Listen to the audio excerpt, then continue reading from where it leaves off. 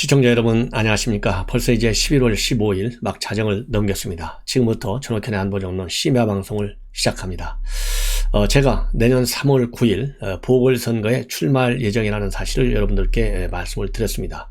정권 고체를 위해서 기여하는 그런 유튜버 겸 그 다음에 지역발전과 우리 자유민주주의 그 다음에 보수주의의 성공적 이 분위기를 만드는 데 기여하기 위해서 제가 출마할 예정으로 있습니다. 그리고 윤석열 총장을 중심으로 한 정권 교체를 위해서 제가 불철주야 방송을 하는 거 여러분들 뭐 잘 아시죠? 그야말로 공정과 상식, 이게 시대적인 지금 이 표준어가 되고 있잖아요. 공정과 상식에 맞는 그런 인사를 공천을 우리 국민의힘에서 하는지 안 하는지를 제가 꼭 지켜보고 우리 국민들의 심판을 받도록 하겠습니다. 그런 점에서요, 우리 시청자 여러분들께서 저의 이러한 진정성을 좀 믿으시고 저를 강력히 지원해 주시면은, 그리고 성원해 주시면은 대단히 고맙겠다, 이런 말씀을 드립니다. 먼저요, 이번 시간에는 이재명과 관련된 뉴스를 좀 많이 말씀드릴게요. 오늘로써 이 PK 지역에 대한 말하자면 홍보활동, 그러니까 이 대선 접촉면을 넓히려는 활동이 끝이 났어요. 그런데 제가 보기에는요, 이 PK 지역을 이재명 후보가 돌아다니면서 결국은 본성을 드러냈고, 본심을 드러냈고, 능력의 한계를 드러냈고, 도덕적인 위선성을 드러냈다, 이렇게 저는 결론을 내리고 싶습니다. 그렇기 때문에 이재명 후보는요, 까면 깔수록 문제점이 더 많이 나오는 후보다. 즉 한계를, 인간으로서의 인품을 가진, 인격을 가진 인간으로서의 어떤 한계는 물론이고요, 정치인으로서 그리고 여권 후보로서의 능력의 한계 함께 나타내줬다. 이거는 뭐 제가 여러분들께 설명 안 해도 다 아실 거예요. 그 대표적인 것 중에 하나가 부산 지역, 이거 부산 참 뭐라고 그럴까요? 비하 발언이라고 하죠. 참 재미없다, 이렇게까지 얘기했잖아요. 아니, 자기가 표 달라고 한 지역에 가서 부산 지역 재미없어, 이거 시원찮아요, 서울 강남은 못해, 이런 얘기를 한다는 게 그게 상식적으로 이해가 갑니까? 예를 들어서 인간 전옥현이가 아무리 부족한 점이 많다고 하더라도 자기가 사정을 갔는데, 야, 네가 사는 동네 아주 후져 못 살겠어, 너 왜 여기 사냐? 이러면은 그 사람이 저 뺨다구 때리죠. 이런 얘기를 하는 사람이 이재명이에요. 이런 사람이 대한민국을 지금 책임지겠다고? 문재인 대통령한테 5년 속았으면 됐지 무슨 5년을 더 속겠어요? 그래서 깨끗한 후보, 깔끔한 후보, 미래 비전이 보이는 후보, 우리 야권의 윤석열 후보로 지금 딱 정리가 됐잖아요.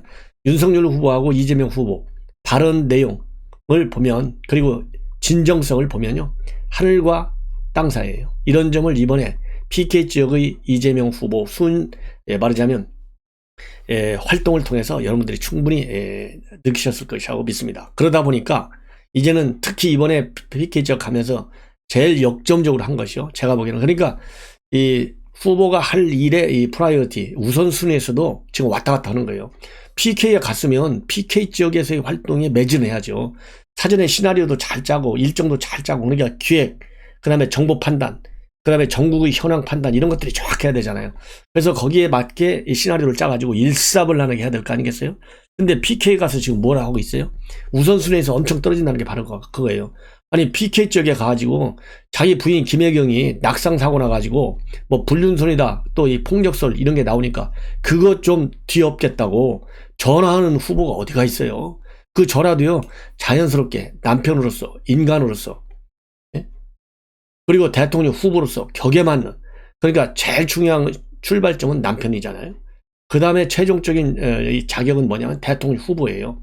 내가 어떤 입장에서 우리 국민들한테 이걸 해명해야 정말 믿겠는가, 이렇게 생각해야 되는데, 거기서는요, 남편도 아니고 대통령 후보도 아니고 제가 보기에는요, 연극 배우로서만 전화를 한 거예요. 그러니까 후폭풍이 많잖아요. 그러니까 결국은 오늘 무슨 일이 있었느냐, 바로 이 국정원에서 쭉 몸담고 있던 이번에 이선 의원이 된 김병기, 이 현안 대응 데스크포스의 단장입니다. 김병기 의원이 말이에요, 녹취록을 까버렸어요. 이제는 막 극약 처방한 거죠, 한마디로 얘기해서. 아니, 김혜경이하고 이재명이하고 전화 통화를 해서 쇼를 했는데도 오히려 이게 역작용이 나니까 아예 녹취록을 깠어요. 그럼 녹취록 깠다고 이게 될 거냐? 안 돼요. 녹취록을 깔려면 아예 전량을 다 까야죠. 전량을 까서 우리 국민들한테 이거 불륜설, 이건 안 돼, 아니잖아, 녹취록 들어보니까.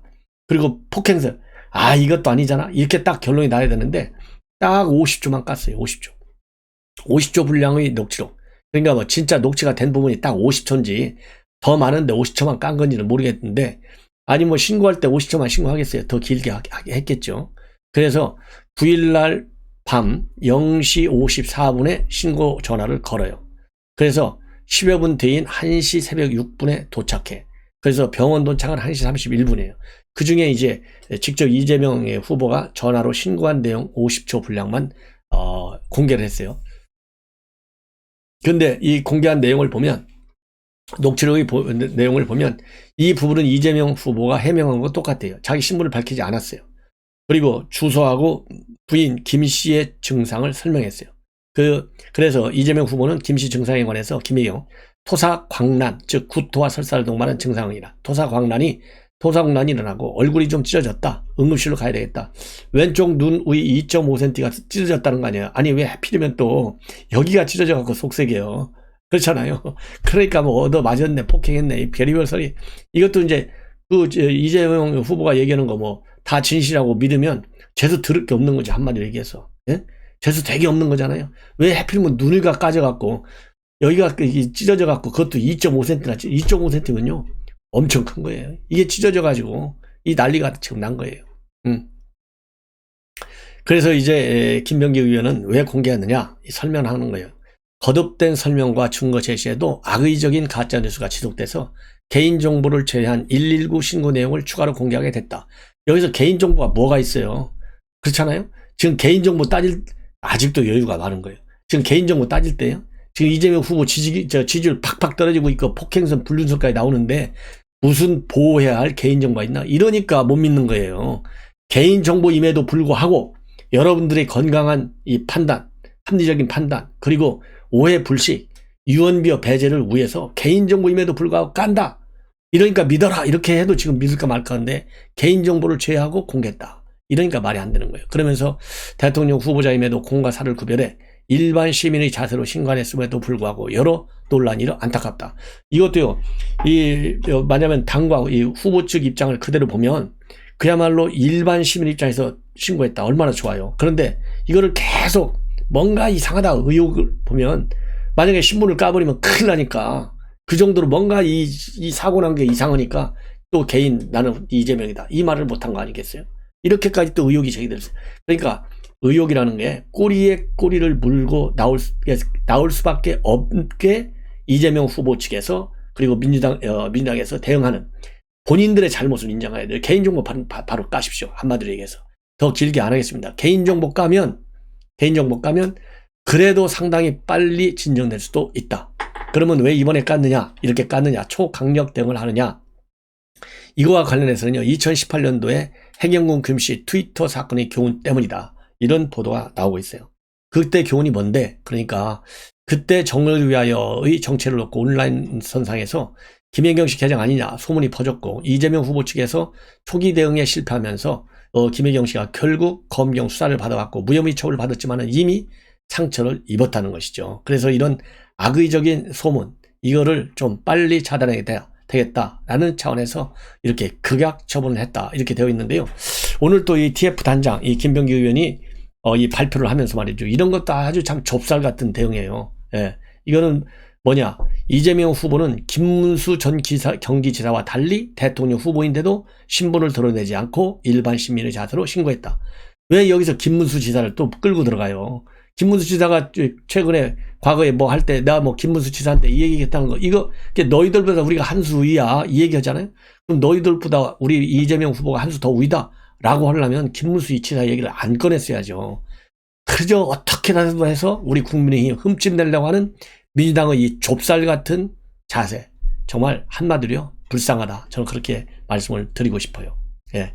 그래서 이 어제 전화로 해서 안 되니까 이제 녹취록까지 깠는데, 녹취록 깠다고 이게 해결되겠습니까? 어제 전화 내용이 너무 인위적이다 보니까 제가 어제 밤에 심야 방송 이걸 해드렸는데, 그러니까 여전히 말하자면 국민들에게 오히려 분노를 주는 거예요. 진중권 교수가 제가 여러분께 비판한 거하고 비슷하게 비판문을 오늘 내놨잖아요. 아내의 사고마저 자상한 남편의 이미지 홍보할 기회로 활용하려 드니까 어딘가 가식적이다. 예. 그러면서 아내를 때렸다는 소문도 실은 공식 일정 취하하면서 대통령 후보기 이전에 남편이다 어쩌고 하면서 자기한테 어울리지 않는 이미지를 내세운 것이 탄초다. 예. 그러면서 이재명 캠프 홍보의 문제는 모두 인의적으로 느껴진다는 것이고, 그야말로 이 자연스럽게 노출하는 방식이 아니라 그때그때 정치적 필요에 따라 억지로 연출한다는 느낌이다. 그러다 보니까 이미지 조작으로 후보의 본 모습을 감추려 한다는 인상을 주게 된다. 딱 맞는 얘기죠. 똑 부러지잖아요. 예. 이렇게 해서 계속해서 실패한 홍보만 하고 있다. 자, 그러면요, 이제 오늘 이제 PK 지역에 갔는데, 오늘 간 것 중에서 제가 보기에는요, 이거 이재명 이 패배를 시인하는 발언이 아닌가 하는 해석도 가능한 부분입니다. 오늘요, 이 거창군청 앞에서요, 연설을 했대요. 2박 3일간의 일정을 마치면서. 자, 연설을 했는데 이 자리에서 말이죠. 이 거창이는 내가 굉장히 어려운 지역이라고 하는데 민주당 입장에서는 이렇게 많이 오셨느냐? 그러면서 이제 지지자들 다 모아놨겠죠. 거기서 이제 환호도 하고, 어려운 지역 맞다. 그리고 또 이재명 후보에 대해서 화답도 하고, 아주 좋은 얘기를 많이 했겠죠. 당연하죠. 예. 그래서 이제 이재명 후보가 좀, 앞장서가지고, 이 거창을 좀 좋게 만들어달라. 예. 그렇게 하고 이재명 후보 사인도 하고, 손도 잡고, 사진도 찍고, 여러분 응원하고 사랑한다. 별의별 얘기를 다 했대요. 예. 그랬는데, 여기서 제가 패배와 패배자와 같은 말을 했다. 이 얘기는 바로 뭐냐?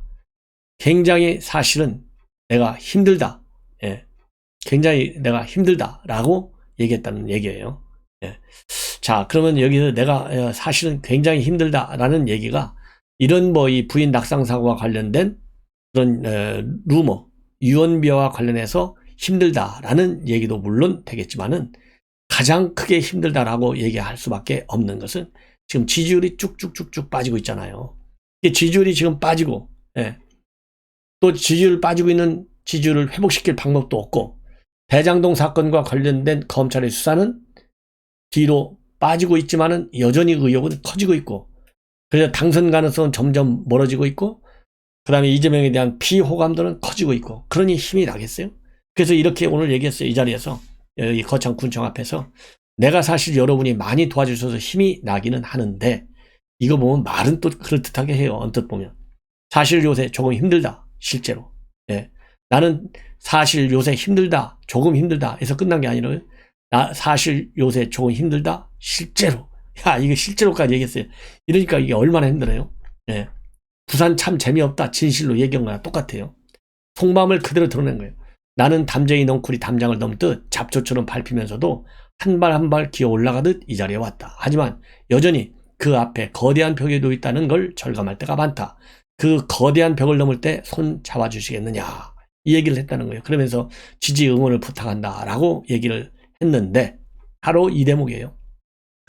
이 대목. 나는 담쟁이 넝쿨이 담장을 넘어가듯 잡초처럼 밟히면서도 한 발 한 발 기어 올라가듯 이 자리까지 왔다. 여기까지는 좋아요. 하지만 여전히 그 앞에 거대한 벽이 놓여 있다는 걸 절감할 때가 많고 그 거대한 벽을 넘을 때 손잡아 주시겠느냐. 요 부분에서 거대한 벽, 그렇잖아요. 이 얘기는 내가 정말 올라가기 굉장히 어렵다. 실패 가능성이 커지고 있는 것이 아니냐. 정말 힘들다. 이 얘기 이렇게 되면, 대통령 후보가 힘들다는 얘기는 베스트 시나리오야 겸손하게 얘기하는 거지만은 그렇지 않을 경우는 실제로 내가 승리할 가능성이 어렵다. 이런 얘기 아니겠어요? 더군다나 말이죠. 오늘 대우조선 인수합병 문제와 관련해서 대우조선소에서 이 경영진도 만나고 이렇게 해서 노조들도 만나고 얘기를 했는데 이 자리에서 지금 현재 현대중공에서 말이죠. 대우조선 해양 인수 문제가 가장 큰 현안이에요. 당연히 이렇게 인수합병 되면 누가 제일 먼저 걱정 표현하고 좀 시비합니까?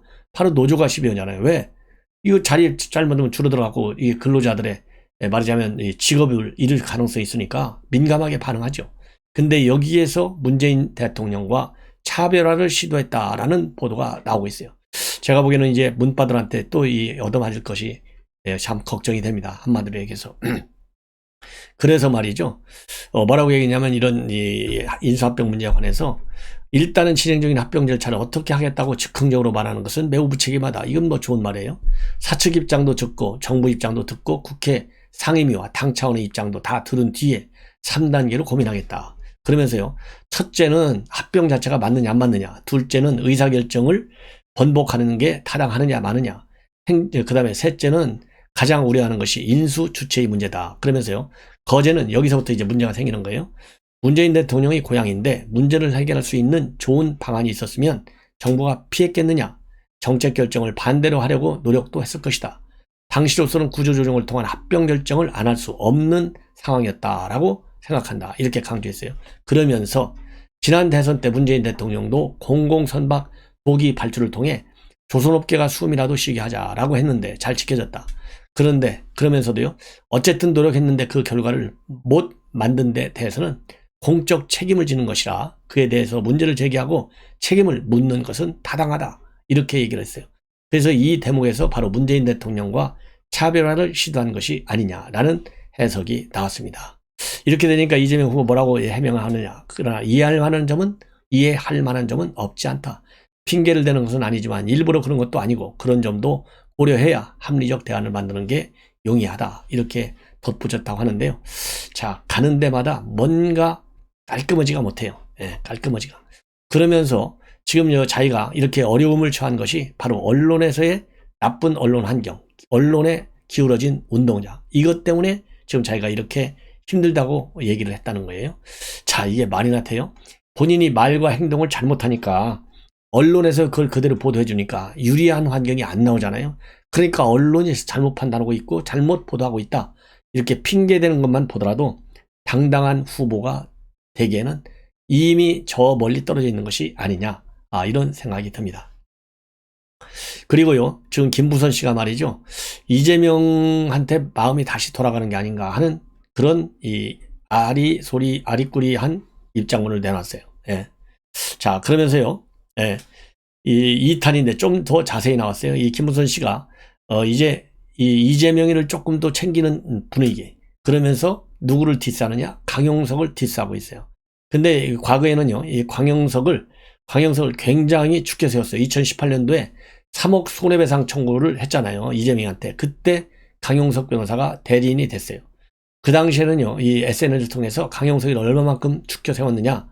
강용석 변호사, 제가 겪은 법률가 중에 최고의 휴머니스트다. 믿거나 말거나 이건 사실이다. 이렇게까지 죽게 세웠어요. 예, 죽게 세웠어. 그러다가 요즘 지금 재판이 제대로 진행되지 않고 있어요.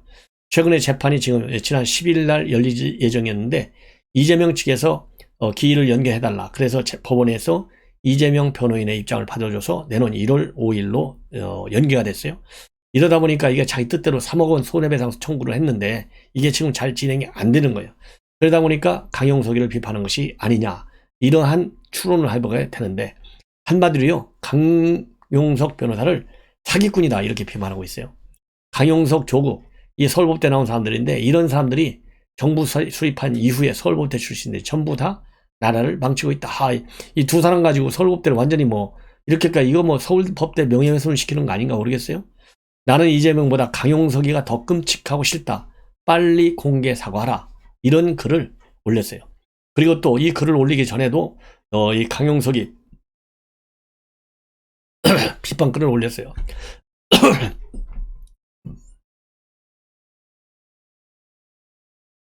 비판글을 올려가지고 서당계 3년이면 풍어를 읊는다고 가세한 지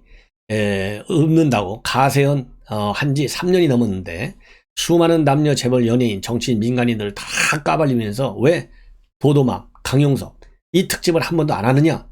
그렇게 안 하는 것이 그 한 번 정도는 다뤄야 되는 것이 예의고 도리 아니냐. 이렇게 직격탄을 날리고 있어요. 예. 자, 이걸 보면 이 김무선 씨가 지금 단단히 화가 나 있는 것 같아요. 예, 그래서 가로세로는 것을 직접 거론하면서 비판하고 또 그래가지고 이제 국가인권위원장한테 강용석 사건 진정서를 내야 되겠다. 눈물이 난다. 강용석 네가 사람이냐 이런 글도 제기했어요. 그래서 제가 보기에 이 강용석 변호사에 대한 네가 사람이냐 그러면서 이제 진정서 낸다고 그랬잖아요. 사기꾼이라고 하면서 이 진정서가 만약에 나중에 이제 틀림없이 진정서 내면 김무선 씨 하는 걸 보면 이거 언론 또 반드시 공개해요. 상당한 또 이 파장이 야기되는 것이 아니냐 이런 생각이 듭니다. 예. 자, 이번에는요 이거 이거 보도를 안 할 수가 없는데 이게 굉장히 유명한 이 보도 전문 채널이니까 종편이잖아요. 남성 어나운서가 말이죠 여자 화장실을 침입해서 검찰에 넘겨졌습니다. 바로 오늘 CBS 노컷 뉴스가 단독으로 보도한 내용인데요. 서울중앙지검의 여성 아동범죄수사부에서 이 종편 어나운서 A씨를 갖다가 성적 목적을 위한 다중이용시설 침입 혐의로 수사 중에 있다. 이렇게 노컷 뉴스가 보도했어요. 죄송합니다. 이 종편 어나운서, 남자 어나운서는요, 실수로 들어갔다. 이렇게 거짓말 하다가 걸려 들어갔어요. 근데 경찰에서는 이건 성적인 목적을 목표로 해서 들어갔다. 이렇게 해서 기소 의견으로 넘겼는데, 어떻게 해서 이게 성적인 이 목표의식을 갖고 넘어간 걸로 보냐면, 이 핸드폰을 뺏어가지고 이제 압수해가지고 포렌식을 해보니까 이 화장실, 걸려든, 나 여자 화장실에 들어갔을 때 걸려든 화장실 말고 다른 또 이 화장실을 들어가려고 했던 것이 밝혀졌어요. 이 포렌식을 통해서. 그래서 다른 건물의 화장실에서도 성명불상자하고 또 유사 성행위까지 한 사실이 이 포렌식 분석 결과 나타난 거예요. 그래서 두 번째 화장실에서 또 다른 사람과 만나기로 약속을 했는데 그 약속은 이루어지지 않았다. 그리고요, 이 자기가 뭐 실수로 들어갔다고 했는데 화장실에 들어가기 전에 복도에서 여러 차례 서성이면서 주변을 살폈던 이 점도 전부 다 드러났어요. 그래서 지금 경찰에서는 이건 성적 목적을 갖고 여자 화장실을 의도적으로 침입했구나. 이래서 기소 의견으로 넘겨졌다. 그래서 제가 이런 방송을 말씀을 드리는 것은 바로 지금 우리 언론인들 좀 각성 좀 하실 필요가 있지 않겠는가. 그리고 이 종편에서도요, 이런 어나운서들 공인이잖아요. 채용할 때 이런 성 감수성도 별도의 뭐라 그럴까요? 무슨 테스트 같은 거 있지 않겠습니까? 철저히 테스트를 해야 되겠다. 그래서 이 종편 방송이 아까 얘기한 대로 이재명이는 자기한테 기울어졌다고 하는데 우리 야당 입장에서는 야당한테 기울어졌다고 보는 거 아니겠어요? 그래서 이런 유튜버들이 지금 굉장히 활기 있게 강하게 활동하고 있는 것 아니겠습니까? 이런 점을 보완하기 위해서도 이 앵커들 정말 좋은 분들로 잘 충원해야 되겠다라는 생각이 듭니다. 마지막으로요, 지금 이제 심상정 정의당 후보 절대 단일화 안 한다라고 아주 확실하게 얘기하고 있잖아요. 자, 그러다 보니까 이 단일화를 끝까지 해야 되잖아요. 왜냐하면 지금 민주당에서는 안철수와 그다음에 윤석열의 단일화는 상수로 보고 있어요. 상수. 그렇기 때문에 자극을 안 해. 자극을 안 할 뿐만 아니라 최근에 이재명 후보가 나서가지고 위성정당 방지법을 만들고 있어요. 만들려고. 예. 위성정당 방지법이 뭐예요? 작년에 연동형 비례대표를 해가지고 민주당이 열린민당 최강욱 거 그거 만드는 바람에 정의당이 쫄딱 망했잖아요. 그래서 절대로 선거용 위성정당 만들지 않겠다. 이런 약속 차원에서 위성정당 방지법까지 만들고 이걸 통해서 정의당을 만약하면 단일화를 유도하려고 하고 있는데 안 움직여. 그러다 보니까요, 낙검수 출신 주진우가 12일 날 KBS 라디오에서 강민진 정의당 공동상임 선대위장을 인터뷰하면서 후보 단일화 해야 될 것 아니냐 이런 얘기를 또 하고 했고, 또 김어준이도 지난 10일 날 TBS 라디오에 나온 배진교 정의당 공동상임선대위원장한테 3번씩이나 심상정이 대선 완주할 것이냐, 단일화 할 것이냐 안 할 것이냐 이렇게 붙이고 있어요. 자, 부디 이제는 심상정 그런데 바보 아니니까 또다시 이렇게 뭐라 그럴까요? 배신을 당할 길을 택하리라고 저는 보지 않습니다.